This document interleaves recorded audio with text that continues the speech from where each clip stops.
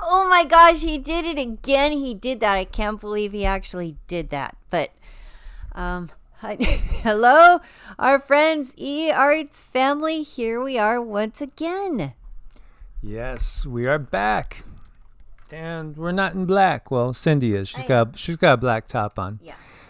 Please do subscribe to EEARTS. Again, EEARTS is where we go into the spiritual side of things a little bit deeper, into the mysteries a little bit deeper, trying to put things together. And then Evolutionary Energy Arts, where we cover what's happening in this crazy, chaotic world with a spiritual slant on things. Oh, we've been on a roll today, guys. We've been on a roll. And we're going to talk about the MoonEyed People and the Nunnehi. And so I like to get these ones that perhaps you're not familiar with. I mean, sure, we've heard of, elves, we've heard of Anunnaki, we've heard of vampires, werewolves, ghosts and goblins, zombies, all this. But how many people have heard of the MoonEyed People or the Nunnehi? And yet it's fascinating to see the cosmology of certain groups of people, certain tribes, certain ethnicities, and their beliefs and their myths and legends, because these myths and legends are rooted in fact. And it's just uncovering the truth that lies hidden deep within. When we do a nice study of comparative mythos, and then we go back to all that we've been brought up with as kids, and then we're seeing through a new lens. And all of a sudden, all these things that might have looked mysterious, or there's missing pieces to this puzzle. This is missing, that's missing. Boy, if I only knew. And then you start to look into some of these myths and legends. Oh, it can make everything seem so much clearer. And yet it could open up even more big doors to go venture into. And that's really natural when you're going through an awakening. People do go down rabbit holes, and you should be going down rabbit holes. You should be checking out these energies, feeling this world, this whole plethora of information that has really been kept from you. It's been kept hidden in the shadows, in the dark. Very difficult and inconvenient for you to go searching for these things. They make it difficult. They make it confusing. In our indoctrination, they make it even scary that you shouldn't be looking into a lot of these things. But they are part of who we are and where we're from. Yes, and I have to admit that my time in the Appalachians was limited, as I only spent basically a year living in the Appalachians, but it was very, very eventful, to say the least. I don't think I can think of another place where there was just so much going on of what you might call paranormal variety of things. Yeah, absolutely. New Mexico, Nevada, we had encounters all the time with certain things. We always saw stuff up in the sky that was, you could say, abnormal, that we would attribute to extraterrestrials coming and going. And yet, in the Appalachians, it was very magical, a very magical area. And the other thing that's so exciting, yeah, we are going into the fourth density. Our reality's changing.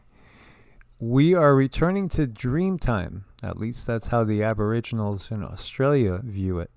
Many beings of a mythological nature that we have lost our ability to perceive will regain that ability. They've always been here. They've always been here. You'll see and hear of these legends in a sense that it's like so much of the natural world left mankind. But really, mankind's ability to perceive was limited for a very long period of time. In this dark age, that's what it is all about. It's the fact that we have had the blinders on. We have been going about as if we are blindfolded and we have our hands out and we're trying to feel our way, or we used to see clearly. now we have been blinded, but those blinders are being removed. And as your pineal gland awakens, you're going to start perceiving things that have always been there, but you just haven't been able to see them. And a lot of these are beings. Mm-hmm. So many things have always been here. They haven't, they've been kept from us in different ways through indoctrinations, through belief systems. So once you start to get an inkling that everything or many things that you've been taught in this world simply are not making any sense, you start to go down a different road, and oh boy, can it be fun. Yeah, and going back to a lot of my Bible studies, when I got to the point where I was asking whoever was leading the Bible study, the pastor, the reverend, whatever person it was, and they get to that wall where it just all of a sudden became, well, son, that's just a divine mystery. It's not for us to know. That never bode well with me. I was always like, no, I don't buy that. If there's got to be an answer. And then when you start doing comparative mythology, comparative religious studies, there's out in the open things that you had questions for, but it wasn't in the system. It wasn't in the dogma of what you were brought up in, but it was right out there. When we get little blurbs, again, Genesis 6, a little blurb. And then we find that we could find all those answers in other cultures, other people's traditions, in great detail. Oh, it just opens everything right up. No, it's not a divine mystery. It's hidden on purpose. And that history's been eradicated on purpose. So when we look at these mysterious moon-eyed people, ancient subterranean race in conflict with the Cherokee, which, again, Cindy and I both have lineage through the Cherokee people. And so hers is through the Creek, which she was just saying is basically it's the branch of Cherokee that lived on down by the creek. Sure did. We sure did. We were known as the Indians down by the creek. Hence we got our fantastic name. Absolutely. And, we could talk about the Trail of Tears and what has been done to the indigenous people of the Americas. Why? It wasn't all just about stealing from somebody else, taking their land, taking their animals, taking their property, and it was more about taking their way of life and taking their history, so that their way of life and their history would be a thing of the past. And this is what's gone on all around the globe. The Cherokee recall a white-skinned race that lived on their lands before they arrived. Now, I have seen, and I was going to include this, but I decided not to and go a different way. Some say that race could have been Welsh. Welsh? As from the UK? Yeah, some say that the Welsh actually arrived here 300 years before Columbus, and before Columbus, and yes, the Pilgrims obviously were in the 1600s, and then Columbus sailed the ocean blue, 1492, all that. And then we could get to the legends of the Vikings too, and the Vikings may have been here well before all that. But the bigger thing is, the Atlantean fall, and that's really the diaspora of these Atlan people, of these Aryan people, but we're not going to go deep down that rabbit hole on this one because I wanted to specifically hone in on this. So Cherokee legends tell the Moon-Eyed People were of small stature. Okay, so that changes things. Vikings were pretty big overall. The Welsh, average, stature. These are people of very small stature, pale, white skin, blonde hair, blue eyes. Now you're starting to sound more like your mythological elf, are you not? Interesting. They were called moon-eyed because they had very sensitive eyes and were unable to see in daylight. Oh boy. So then that part starts getting me thinking, wonder if there's some sort of gray hybrid going on in here as well. The wheels are always turning when it comes to these things. And this planet has been used as a genetic experiment and factory for millennia. They could see very well at night. So they were unable to see in daylight. They were very able to see very well at night. You know, I said to Cindy, do you have it in you to do one more video today? And she said, okay, I could get up for one more. And she said, what's going to be about? And I said, it's going to be about the MoonEyed People. And she started to she never did any research. She started to tell me, oh, okay. Yeah, they couldn't see well in the daylight, but they would come out at night because they could see great at night. She just this woman's amazing. She's just so incredibly amazing. I'm just lucky that I got her all to myself, and you guys do too, being part of this family. Because she could tap into things like, I think, bring up any of the best psychics of the day, and I don't think any of them could hold a candle to her. I'm just saying. And I am biased, I know that, but she just amazes me all the time. So these people could see well at night. Since the mysterious ancient people were blinded by the sun, they were forced to live in underground caverns. The MoonEyed People were physically totally different from the Cherokee, and when these two races encountered each other, war broke out. The MoonEyed People were first mentioned in a 1797 book, which you can get on Amazon, by Benjamin Smith Barton. Oh boy, I love getting things like that. Later documentation tells of similar accounts, such as an 1823 book, The Natural and Aboriginal History of Tennessee, which tells of a band of white people who were killed or driven out of Kentucky and West Tennessee. According to the Cherokee, the MoonEyed People lived in Appalachia until the Cherokee expelled them. The MoonEyed People were said to have built some ancient structures in the area. One of them is Fort Mountain in Georgia. It's an 850-foot long, zigzagging stone wall that's 12 feet thick and up to 7 feet high. The age of the wall has never been properly determined, but according to some sources, it was built around 400 or 500 AD. Well, that would eliminate them being Welsh that got here around 1200, because this is much farther back. Who really built Fort Mountain is still a mystery. Cherokee legends tell the ancient structure was raised either by MoonEyed People or Madoc, a Welsh prince who came to America in 1170. So again, was it how old it was? Well, maybe we'll never know. But we'll see what we get out of Miss Cindy here. Former Tennessee Governor John Sevier wrote that the Cherokee leader Okanastota told him in 1783 that local mounds had been built by white people who were pushed from the area by the ascendant Cherokee. According to Sevier, he confirmed that these were the Welsh from across the ocean. The identity of the MoonEyed People is unknown. Who were these mysterious, small, pale beings who lived underground? One theory suggests these people were of Welsh origin, being descendants of Madoc's colonists.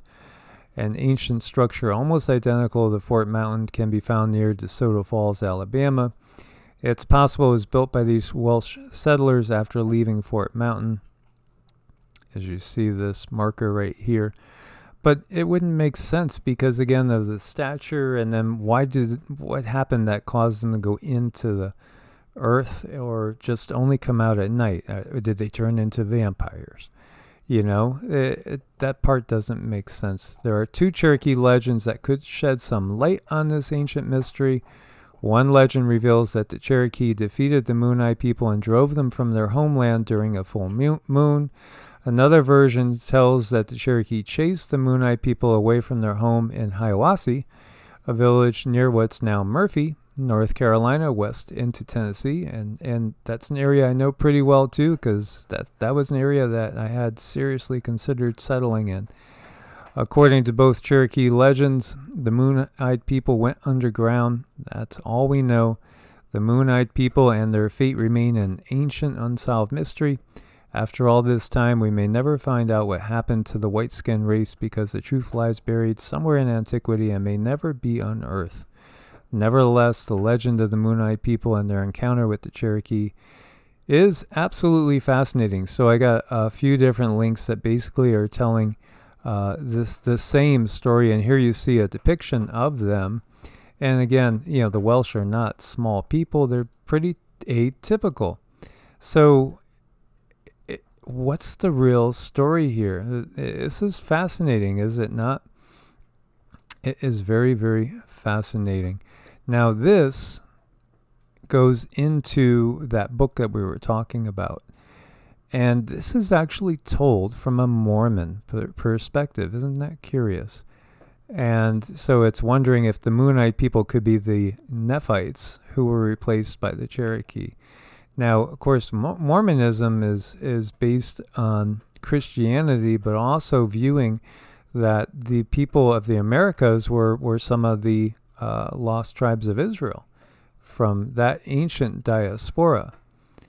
And really, again, it all becomes part of how do we define Israel? Because, really, what is Israel? We could break Israel down. Is Isis, Ra, El. Everything is not as simple as it looks. Again, you got to go in deeper. And we've talked also recently, and we'll get to it eventually, making that video about the United States being the new Atlantis and the rebirth of Atlantis. And in fact, perhaps Atlantis was all over, North America, perhaps also in other locations in South America. It's pretty fascinating. This area definitely has a really unique vibe, a very unique vibe that I really haven't found anywhere else. Each area, of course, has its own history, so the frequencies there are unique. And now I will get Cindy's take on things. Oh, when we're talking about the Moon People and the Cherokee, these were people who were able to work together for a time, but then there seems to have been some type of a rift where they had gotten split up. Now, also when it comes to the Moon People, their emotions were very, very, I want to use the word, they were very sensitive and tact. They could do a lot with their emotions, using that feeling and that emotion to bring on healing and to bring a sense of peace toward other people. They had that ability to kind of hold the emotion, raise the vibration, and throw it out there into other people. So changing other people's minds, they could actually do that.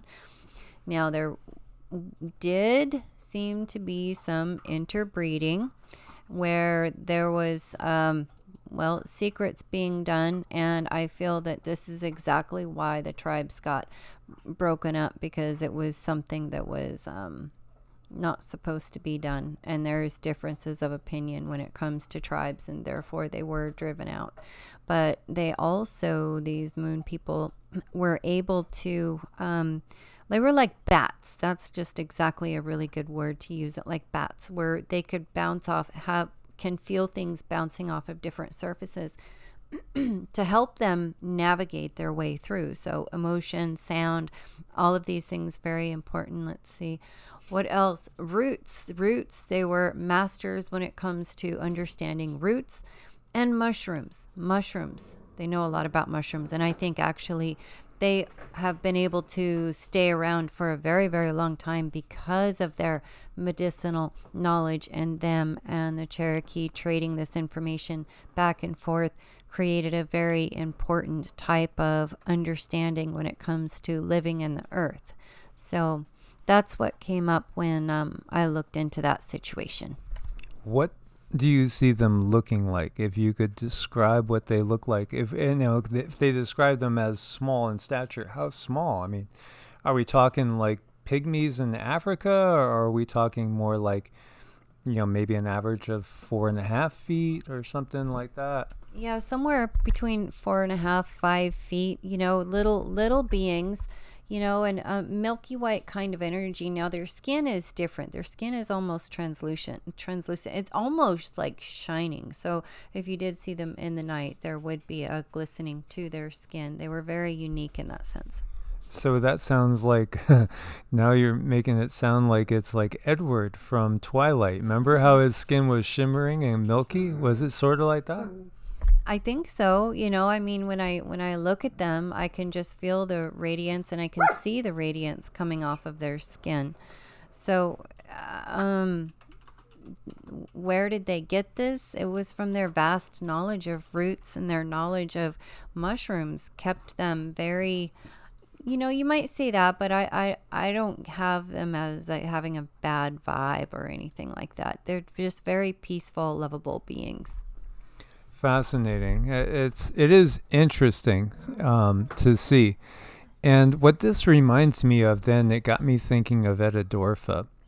Etadorfa, or the end of Earth, is a strange history of a mysterious being and an account of a remarkable journey, as communicated in manuscript to Llewellyn Drury, who promised to print the same, but finally evaded the responsibility. And Etadorfa is Aphrodite, spelled backwards. And it's fascinating you were talking about mushrooms, because it's an inner earth journey that's supposed to be real, in which this mysterious being, who's maybe 4.5 to 5 feet tall, pale, white, translucent skin, and actually has no eyes, so to speak of, comes and visits the protagonist and takes them on a journey into the earth where mushrooms grow the size of pine trees. And in fact, it's not what you would think inside the earth at all. It truly is like an amazing journey. So there are PDFs of that. I've done a couple videos on this book, which I remember buying as a kid. It was actually printed in 1890 something. Interesting. It really felt a lot like A Christmas Carol of Dickens in many ways, the way that the story was told, but it's an inner earth journey and a fascinating one. So that just struck me. And here you see this right here. The Cherokee are Aboriginal people located in states of Oklahoma, Alabama, Georgia, Tennessee, and North Carolina. The alien legends of the Cherokee mention Nunnehi beings, strange humanoid creatures with abilities such as teleportation and invisibility at will. Legend says they fought alongside the Cherokee during battles against local and European invaders. Now, I've done a video previously on the Nunahi, and we're just going to revisit this a little bit here, because I just felt like, again, if you look at the legends, and we've been talking to you about the Hindu world. What's the Hindu world like? Well, there's all sorts of humanoid races of beings that are not Homo sapiens, that are interdimensional beings and extraterrestrial beings and inner earth beings as well. It's just a fact. They were used to seeing and interacting with beings of a humanoid nature that were not us. It was normal. And what do the indigenous people have? They have the same stories, the same legends. They're not supposed to be taken as myth. They're supposed to be taken as a history of the people and their interaction with these other beings. And so you see Blood Mountain, elevation 4,458 feet, Chattahoochee National Forest in Georgia. Cherokee mythology, the mountain was one of the homes of the Nunahi, or the immortals. The people who live anywhere, a race of spirit people. And what does that really mean, spirit people? Well, it just means that they're not from this density originally. Again, spirit, when we're talking a battle of spiritual nature, that really means a different dimension. So they lived in great townhouses in the highlands of Old Cherokee County. One of the mythological townhouses stood near Lake Trahita. As a friendly people, they often brought lost hunters and wanderers to their townhouses for rest and care before guiding them back to their homes. Before the coming of white settlers, the Creek and the Cherokee fought a disastrous and bloody battle in Slaughter Gap between Slaughter and Blood Mountain. And so it's fascinating too, because if you go to England, Ireland, Wales, Scotland, all these legends of the little people and of these other mythological beings. You remember Tolkien and his books. You remember the end of the Lord of the Rings when the elves all packed up. Where did they go? they sailed off into the west. They're coming to the Americas, leaving Eurasia, and because mankind is spreading, they leave, so to speak. But again, it was also a case of mankind's fall as far as densities, as we fell into the 3D from the 4D, where all these beings reside, and of course some of the higher, what we would call light beings, are residing in 5D and above. So yes, the Nunahi, immortal spirit people, mysterious protectors of Cherokee Nation. And the Cherokee do have many wonderful legends. Some of the most interesting stories involve people who look just like normal Cherokee, but were apparently supernatural beings called the Nunnehi. They were not nature spirits or gods, but they were said to be immortal. The Nunnehi were a happy bunch who loved music and dance, helped lost travelers, and protected Cherokee in time of war. It's literally been translated as the people who live anywhere, because they lived in strange places, underground, inside mountains, under streams. The immortals. And so again, this is all in that North Carolina, Tennessee, and Georgia area. And you can see here a Cherokee townhouse. Interesting how it's shaped pretty much like a saucer, is it not? And so it's reflective of the Nunahi in perhaps more ways than one. Mm-hmm. Right. You know, we have all these little interesting synchronicities, but yeah, these people definitely very much, when I was looking into their energy, very able to mesh into the earth and utilize a lot of that energy, such high vibrations actually being able to take form using the elements of the earth. So they were very, very intertwined with that. And gosh, there's some other beings coming to mind right now, but I can't pull it off I can't seem to remember, but they were other beings that also live in the mountains, and they took on a golden color. But this is not a very uncommon thing. These are a lot of beings who have utilized the earth as an element to bring themselves forward and show themselves to help other entities. Absolutely. So how would you distinguish between the Nunahi and the MoonEyed People when you compare the two of them to two different groups? What impressions do you get? The MoonEyed People are more of a dense type of a tangible type of energy, where like if I were to touch their skin, it would be white, but it would also be translucent. You could touch it. When it comes to the Nunahi, these are beings who, if you put your hand on them, it's actually going to go through their energy body, but you would feel it. You would feel some tingling or something on your fingers, and you could actually see them. So they had this ability to use the essence of earth to bring themselves and bring their form forward to help.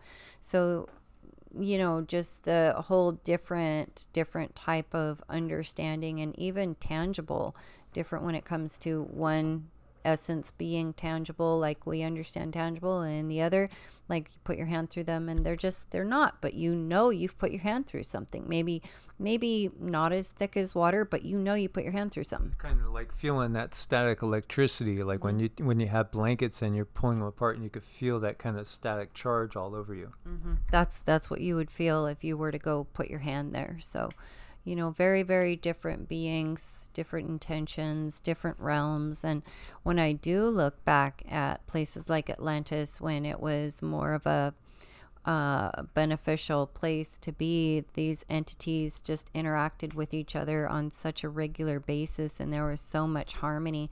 It was really a beautiful place. And so, you know, this reminds me of the original definition of demon, because demon comes from Daemon, which is a nature spirit. And this is how everything gets distorted. So Daemon, or Daemon, originally referred to as a lesser deity or guiding spirit, such as the daemons of ancient Greek religion and mythology, and of later Hellenistic religion and philosophy. The words derive from Proto-Indo-European Daemon, which means provider, divider, from the root to divide, possibly seen as the souls of men of the Golden Age, acting as tutelary deities. Isn't that interesting? A lesser divine spirit. Very, very curious. And so, it's again how everything gets distorted when we look at the fundamentalist aspect of things. And this is why the ways of the indigenous people have been destroyed and suppressed, because they understand that we're not alone here. We've never been alone here. There are beings coming here from above. There are beings residing from within the earth itself. There are beings walking through us every single day, just outside the visible spectrum of light. And so these are just two more examples of those types of beings. Mm-hmm. So that was a lot of fun to cover these, and I hope you guys got something out of it. Absolutely. As always, guys, thanks for your support over on Patreon and Ko-Fi, and these times especially. It means a lot. And do leave us information on what you want to cover next. Let's go deeper and deeper into the mysteries. Let's see what Cindy could get from the guides. A lot more stuff that we already have planned that will be upcoming shortly. God bless and namaste. Namaste.